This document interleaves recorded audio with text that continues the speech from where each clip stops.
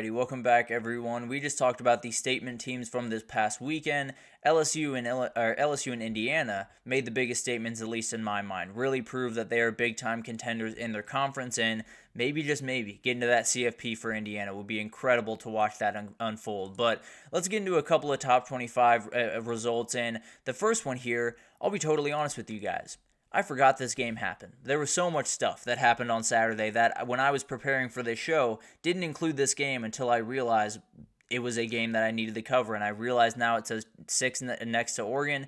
It should say 2. But at the end of the day, domination. Really, really good stuff from Oregon in the game that I know a lot of people, including myself, were circling just a little bit. Trying to watch them go on a Friday night on a short week to West Lafayette was just one of those Big Ten moments, and it would have been very, very weird if they were to lose this game. But at the end of the day, the response is just who Oregon is. It really does show what this program is going forward. It shows what Dan Lanning's been able to do. It shows how tight-knit this group is and how the leadership is really coming along, which was one of my worries coming into the season. When you have so many different portal guys coming in, leadership can be an issue.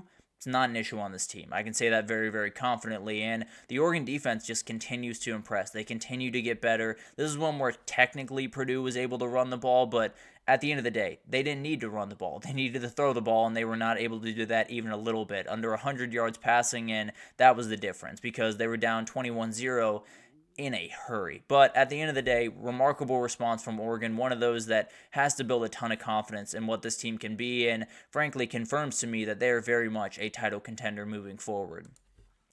Then we got to talk about Iowa State. What a finish to this game. It was a game that they badly, badly needed to win, and they were able to keep their undefeated season alive with 1:18 on the clock. A remarkable drive from Rocco Becht and the Cyclones to capped by a Rocco Becht rushing touchdown. Just avoided disaster, which was very much on the horizon in this one, because the reality is Iowa State gave up 62 passing yards in this game.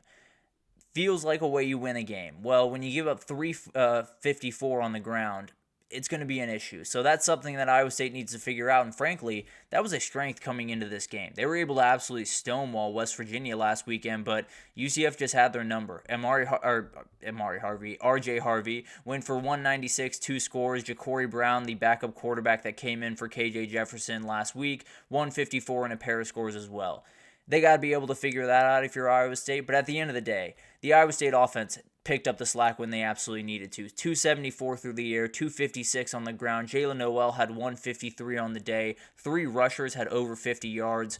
Really, really good stuff. A couple of picks kind of kept UCF in this game, but really awesome stuff from this Iowa State offense, and you did what you needed to do. You kept your undefeated season alive, and you keep moving forward in a conference where people are falling like flies, and we'll talk about that actually in the next segment here. But Clemson gets another dominating win, and this was one that looked a little bit nicer than it actually, the score looked a little bit nicer than it was. Virginia outscored Clemson 21-10 in the fourth quarter after being down 28. So made it look a little bit nicer, made it look a little bit cleaner, but at the end of the day, another great performance from this Clemson team.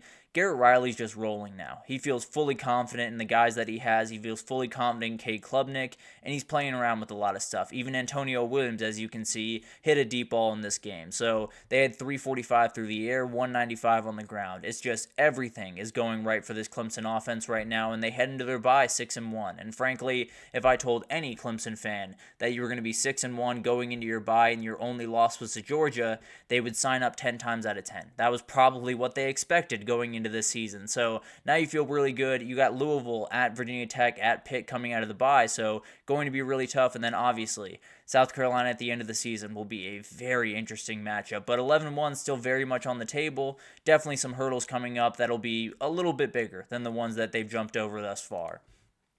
Then we got a Notre Dame-Georgia Tech game that was just interesting. I watched pretty much all of this game, and Notre Dame was a team that I don't love. I'll be totally honest with you. I think the loss to Northern Illinois should have knocked them out of the CFP. I understand it doesn't, but they've been playing a little bit better football. This was not necessarily a super inspiring performance from the Fighting Irish. Now, the defense was absolutely dominant. They played really, really good football. Now, Georgia Tech only had 64 yards on the ground. that's exactly what Georgia Tech needs to do to win games. Notre Dame got 2 picks from Zach Pyron in this game, and they even blocked a field goal. So they really did their job. I'm not necessarily trying to tear down Notre Dame here, but it is one of those things where this is not necessarily the dominating performance that they probably wanted in this one, and they got a lot to figure out because Navy this upcoming weekend, another neutral site game over there in MetLife, and it's going to be fascinating to watch that one. Cannot wait for it. I think there's a lot of people that are cheering for Navy in that game. I won't necessarily give out my pick until later this week, but definitely a very, very interesting game that if Notre Dame's not careful and they play this level of game, I don't know if they're winning it, but we'll get into that one later on in the week. Another one that happened on that Friday night and was a little bit wild towards the end of this one. BYU does the exact same thing that Iowa State did, frankly, and comes back with about a minute left, 75 yards, 8-play drive, and snatch a win away from Oklahoma State, who played probably their best game of the year, at least offensively. Ollie Gordon got over 100 yards. They did what they needed to do. Well, offensively, they were incredible against Arkansas, so I won't necessarily say that, but they did have a quarterback change in this game. I believe Garrett Rangel just went down, and Alan Bowman came in. They both had a touchdown. They both had a pick.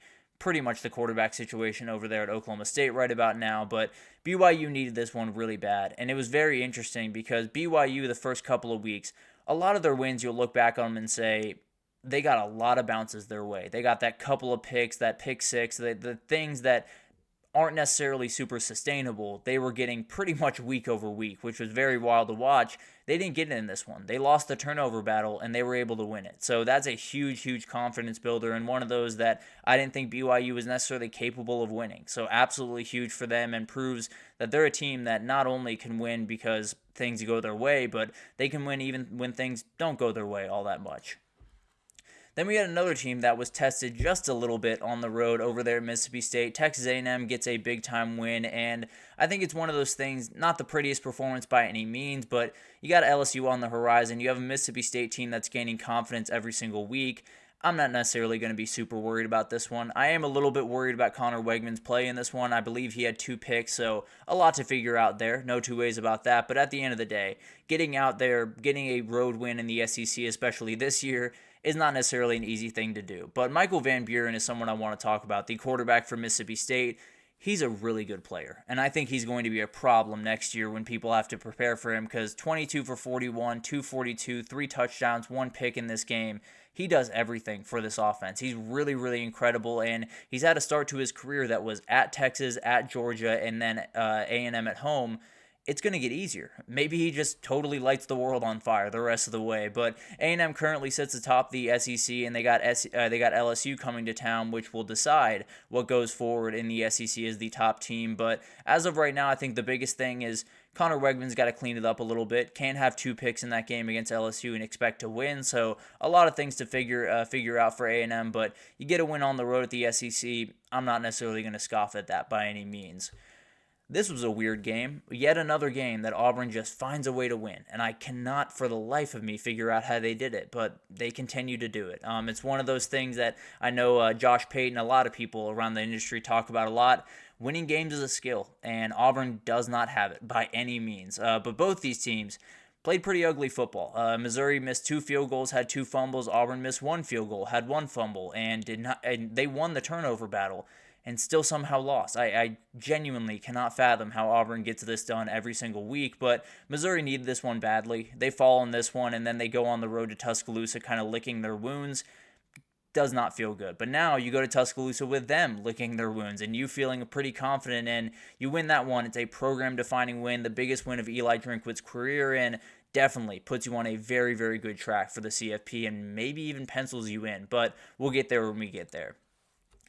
SMU Stanford. This was one where I was really impressed by what SMU was able to do. I think it's one of those games that's very easy to kind of scoff at. You say SMU beat Stanford, move on to the next thing. And obviously, they should have beaten Stanford. I'm not saying that they shouldn't have, but Kevin Jennings, 17 for 27, 322, 3 touchdowns, only 1 INT in this game. Absolutely huge. And the SMU defense totally dominated. A little over 200 yards allowed, 2 INTs, less than 1 yard per carry. remarkable stuff from that group. And overall, I think it's one of those things that you needed this win because now you have a weird travel schedule ahead. You got to go from the West Coast back home and then over to the East Coast to play Duke this upcoming weekend. So need that win, going to be really tough. And then you got Pitt back at home. So if you win all three or the next two of those games, this is very well a CFP team. But we can get there when we get there. Going to be a crazy finish for SMU this year. And then we got ECU Army. They continue to roll along. This team just may never trail again. They're absolutely remarkable. Bryson Daly honestly deserves a little bit of Heisman love, but that's neither here nor there. He's playing really, really good football. 7 for 10, 147, 1 touchdown through the air, 31 carries, 171 yards, 5 touchdowns on the ground. And him and Kanye Uda are going to be an absolute problem for anyone that they face, including Notre Dame coming up in a couple of weeks here. And the other news coming out of this one is ECU has fired their head coach, Mike Houston, the first head coach firing of the year, and one that was pretty much the writing was on the wall. I think it was one more loss and it was pretty much it, and this just happened to be the one. But overall, one of those games that Army just continues to roll right along and definitely are a team to worry about when you get into the CFP. And then their counterpart, Navy, just went to work once again. It was absolutely insane what these teams are able to do every single week. But Blake Horvath, 7 for 13, 117, 3 touchdowns passing. Alex Teska added 2 rushing touchdowns and a very cool backflip celebration. This defense went to work as well. Deshaun Peel, a very, very good corner for this team. Frankly, this Navy team has a couple of very good corners in Deshaun Peel and Rayon Lane that are guys to watch, and they both had picks in this game, but Deshaun Peel just happened to take 2 picks back for touchdowns. Just remarkable stuff from that guy on that day, and Navy team is a load to deal with. They have so many different ways they can attack you offensively, and if they beat Notre Dame, they are very well your CFP Cinderella moving forward. Going to be really, really fun to watch this team the rest of the way, and this weekend is the one. No two ways about that. But let's take our final break here, and when we come back, we're going to talk about just everything else. There's so many other games that we're going to have to get to, and probably we'll end up going into tomorrow just a little bit, but at the end of the day, I have a couple of games, including one that Vandy might have been looking ahead just a little bit to Texas, but we'll break it down right after this, so stick with us.